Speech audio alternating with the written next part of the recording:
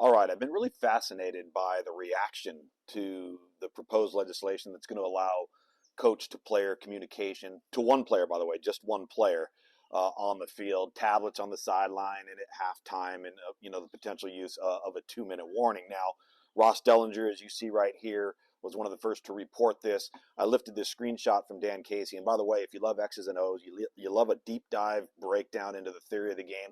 Follow Dan. He does a great job with this. I thought he had a cool little screenshot of the four Rutgers coaches there getting ready to signal the play in. And the one thing that I think is really important to note in all of this is this does not eliminate hand signals.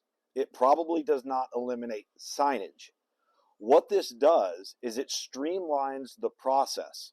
So what's being proposed here is that the radio communication will be able to be utilized to one player, likely the quarterback on offense, and then it will shut off with 15 seconds to go on the play clock. So when I say streamline, what I mean by this is your personnel groupings, your substitution, your ability to get up lined up formationally, the ability to get the initial play called, get everybody set and ready to go. But what we've seen in college football, particularly over the last 10 years, it's a lot of hurry up and wait, right? We want to get lined up. We want to get set. We want to see what the defense does. And then all of a sudden, we might want to make that last second change as we're playing chess to see if we've got a numbers advantage, so on and so forth. Well, you're going to do that after that 15-second moment.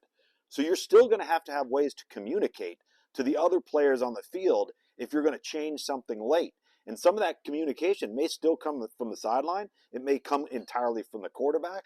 There are going to be signals. There is going to be signage.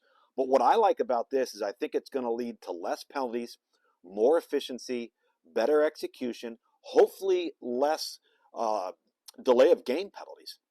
Because if you can get the communication in right away and you want to go fast, you're not going to have to worry about the play clock. So there's a lot of positives to this, and I think it will make for a better product on the field. Now, the tablets on the sideline and at halftime, I'm in favor of that as well.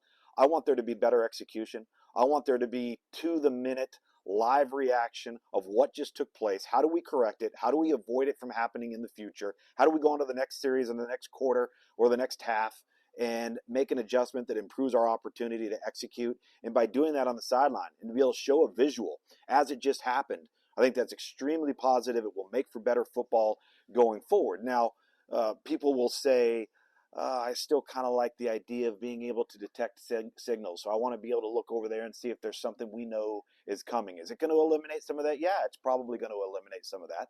But all of this has come to a head because of what we just saw take place with Michigan in the fall of 2023. So here we are. I think it's about 25 to 30 years overdue, but I definitely think it's something that's for the betterment of the sport, and it's going to streamline and make our sport more effective, better execution, and way more efficient.